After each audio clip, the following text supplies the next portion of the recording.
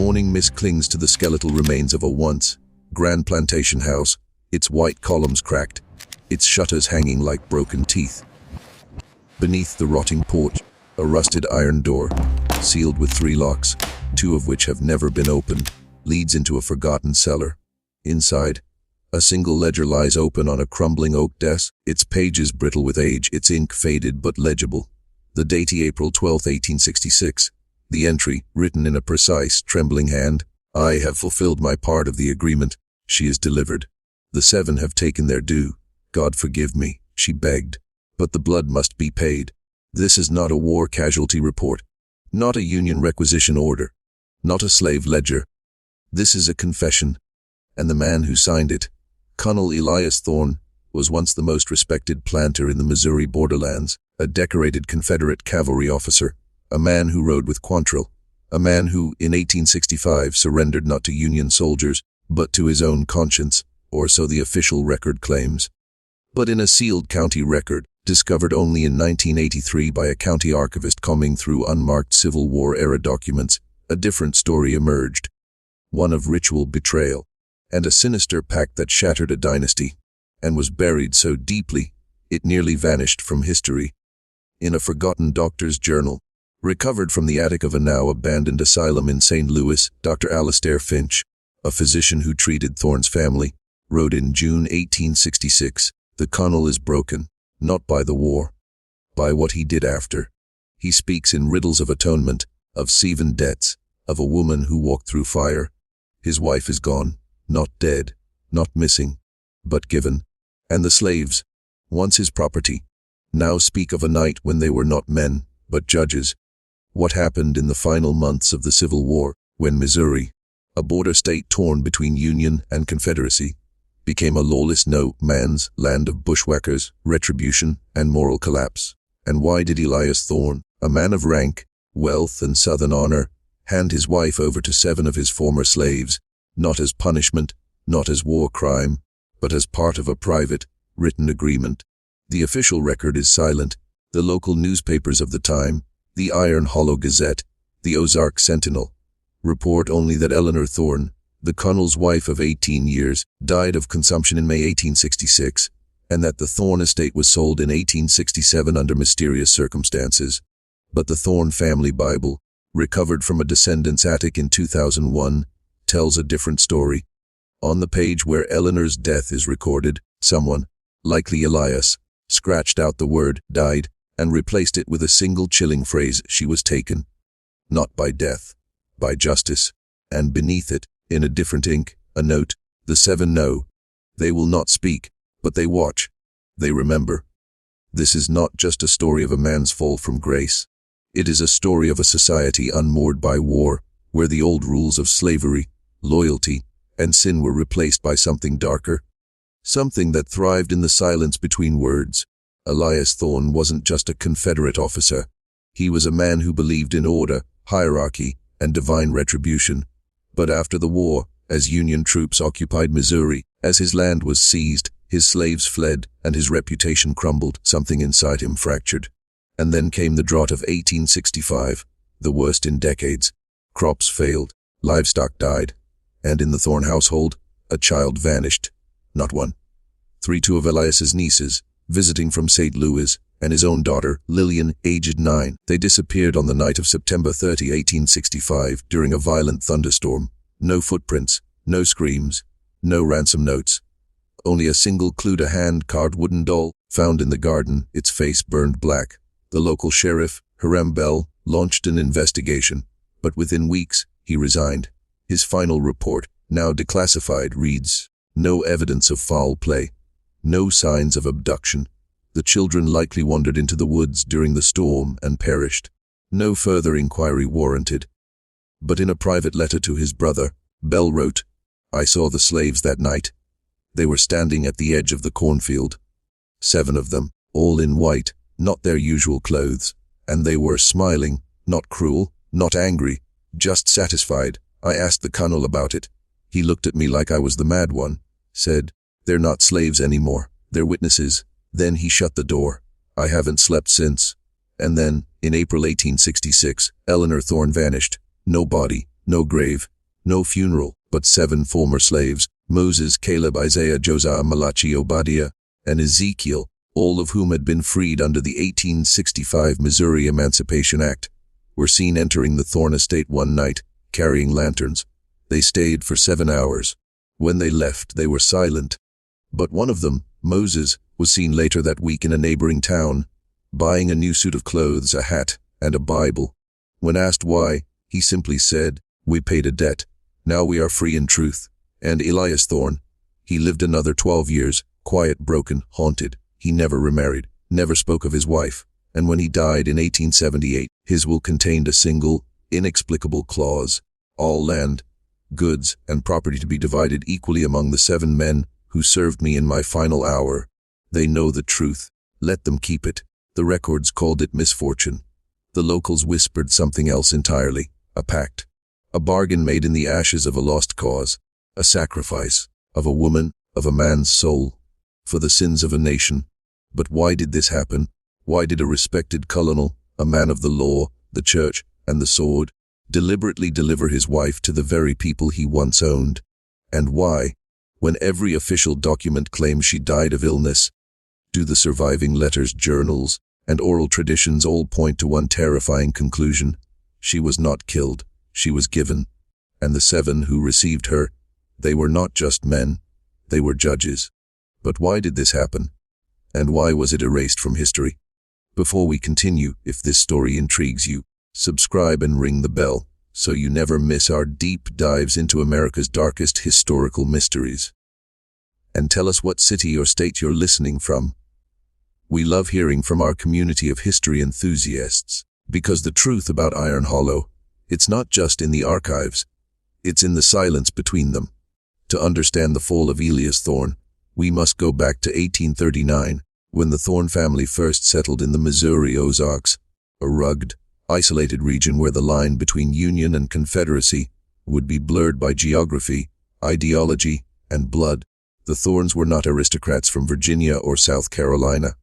They were borderland elites, men who built their wealth on cotton, timber, and human bondage, but who saw themselves as pragmatic, not fanatical. Elias's father, Silas Thorne, had fought in the War of 1812 and instilled in his son a belief in Southern honor, but also in survival. When the Civil War broke out in 1861, Missouri declared itself neutral, but neutrality was a myth. The state was a battleground. Confederate bushwhackers like Quantrill and Bloody Bill Anderson roamed the countryside, burning towns, killing Union sympathizers, and kidnapping freedmen. Elias Thorne joined the Confederate Missouri State Guard at 25. He fought in the Battle of Wilson's Creek, where he earned his colonelcy. He was known not for brutality, but for discipline, a rare trait among Confederate officers in the borderlands. He returned home in 1863, wounded but proud, to a plantation that had been stripped bare by war. His overseer had fled. His slaves had been raided twice by Union patrols, and his wife, Eleanor, a devout Methodist from St. Louis, had begun to question the morality of slavery. She was not an abolitionist, but she was haunted by the cries of a young girl, Clara, who had been whipped to death in 1862 for stealing bread. Elias had ordered the punishment. Eleanor had not spoken to him for 3 months. By 1864, the plantation was a shadow of itself. The fields lay fallow. The house was half empty, and the slaves, now numbering only 7, after the rest had escaped, were sullen, watchful. But then in the summer of 1865, something changed.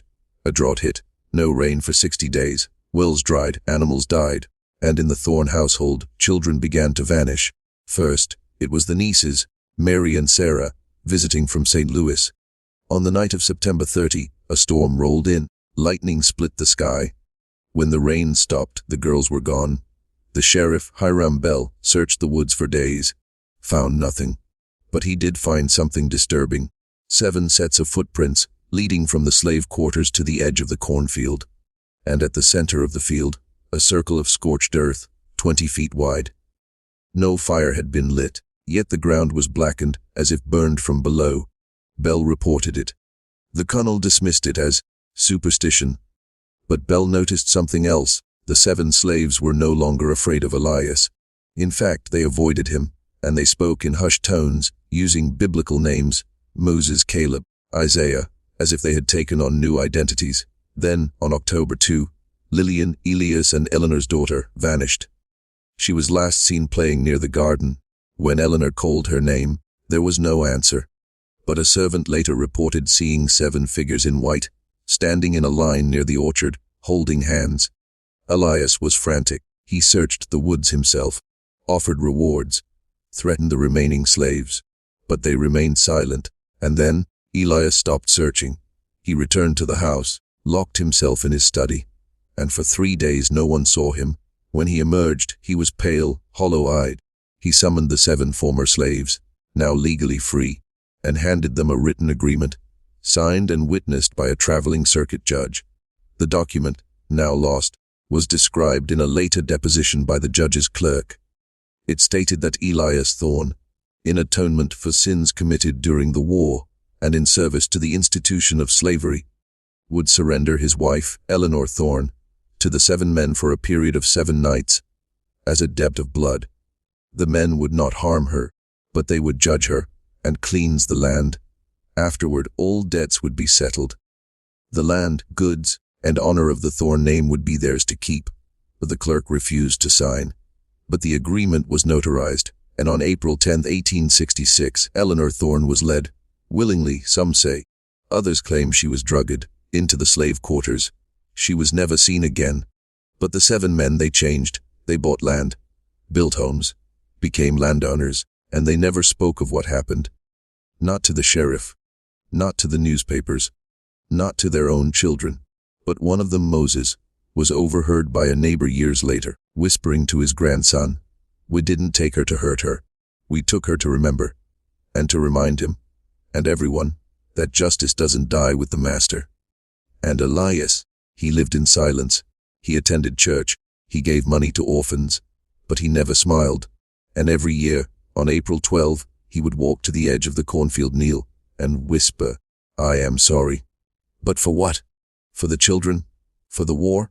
Or for what he allowed the 7 to do to his wife? Because in the end, the real question isn't what happened. It's why. And why, when the world moved on, the Thorne's name was erased from history, while the 7 who judged them, they lived on. April 10, 1866, the night of the agreement. According to the circuit judge's clerk, the agreement was signed at 9:00 p.m. The 7 men arrived at the Thorne estate at 10:15. They wore white linen shirts unbuttoned at the chest. No hats, no weapons. Eleanor Thorne was led from the house by her husband. She wore a white nightgown, her hair unbound. She did not resist. But when she passed the garden, she stopped and looked back at Elias, and whispered, according to a servant who claimed to have heard, "You know I forgive you, but they won't." Then she was taken inside the former slave quarters, a 2-room cabin, now cleaned and lit with 7 candles.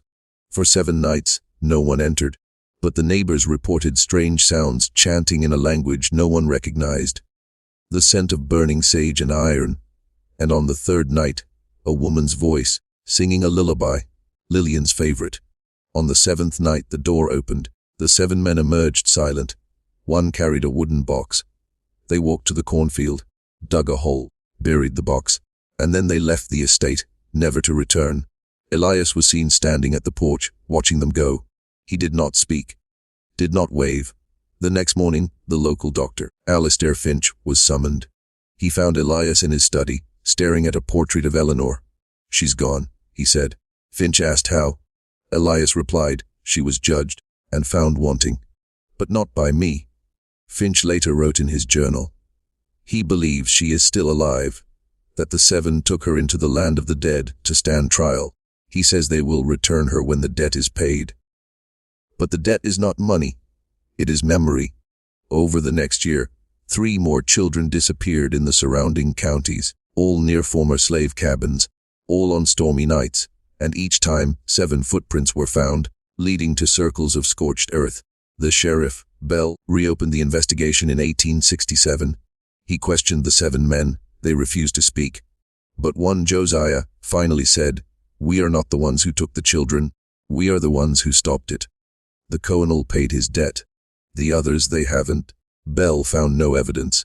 But he noted in his final report, "The men are not lying. But they are not telling the truth either. There is a pact, and it is older than the war. In 1868, the Thorne estate was sold. The buyer, a Union veteran, tore down the house, but he kept the ledger. And on the last page he wrote, "I found her, not her body, but her presence, in the cellar, in the wind, in the way the corn grows in a perfect circle. She is not dead, she is waiting, and the 7, they are her guardians." The estate was abandoned by 1870, and Elias Thorne, he died alone in 1878. His last words, spoken to a nurse, "Tell them the debt is paid." But the memory remains. Theory 1T, the Atonement Pact. The most accepted theory among historians is that Elias Thorne, broken by guilt over his role in the war and slavery, made a private atonement with his former slaves. Eleanor, as a symbol of the Thorne legacy, was sacrificed to restore balance. This aligns with Southern guilt narratives of the Reconstruction era, where some former slaveholders sought redemption through ritualistic acts. But why 7? Why his wife? Dr. Miriam Cho, a historian at the University of Missouri, argues the number 7 is biblical: 7 sins, 7 days, 7 plagues. And the wife? In Southern patriarchal culture, the wife was the moral center. By surrendering her, Elias was surrendering his conscience, not just his sin. Others believe the 7 men forced the agreement, that they had discovered Elias's crimes, perhaps the true fate of the missing children, and blackmailed him.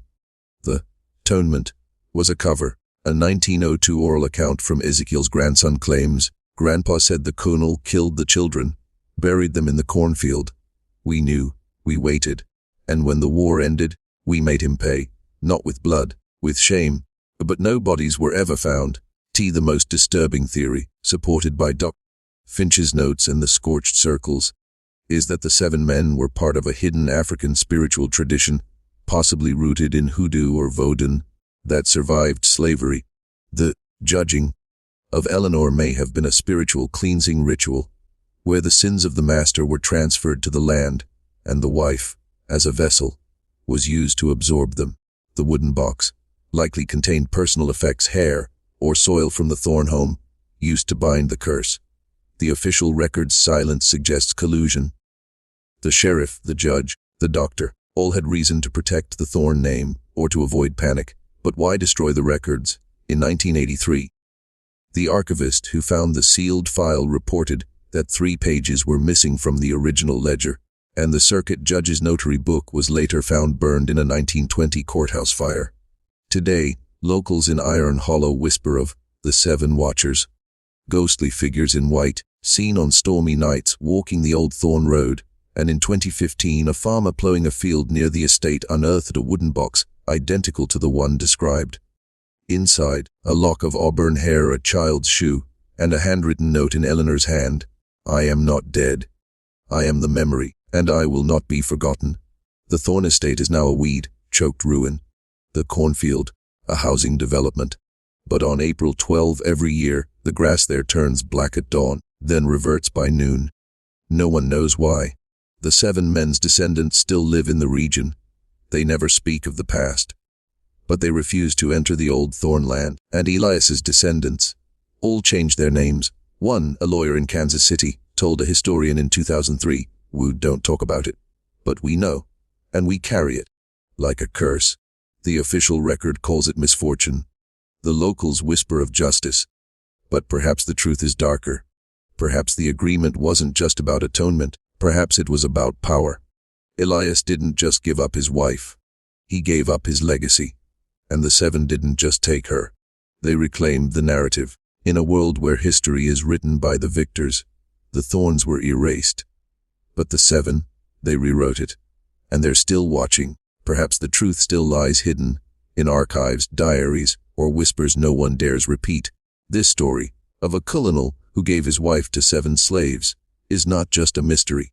It's a mirror, a reflection of a nation built on sin, then forced to confront it, of men who believed in order but found only chaos, of justice that doesn't come from courts, but from the silence of the oppressed, and of a woman, Eleanor Thorne, who may have been more than a wife. She may have been a sacrifice, or a prophet. But the real question remains: which theory makes the most sense to you? Was it a pact of atonement, a rebellion, a spiritual ritual, Or a cover-up so deep it consumed an entire family? What detail disturbed you the most? The ledger, the 7 men in white, the child's shoe in the box, or the fact that no one was ever punished? Let us know in the comments. Because these stories, these erased chapters, they don't die. They echo. And if we don't listen, they may happen again. If you haven't already, subscribe and ring the bell. Join thousands of history enthusiasts who believe the past is not dead. It's waiting to be uncovered. And tell us, where are you watching from? Because every city, every state, has its own iron hollow. And in our next episode, we'll uncover another chapter erased from history, the secret prison beneath Gettysburg, where Confederate officers were held not by the Union, but by the ghosts of their own men. A place where the dead didn't stay buried. A place where the living begged to be forgotten. Until next time, stay curious, stay haunted. The truth is always darker than the lie.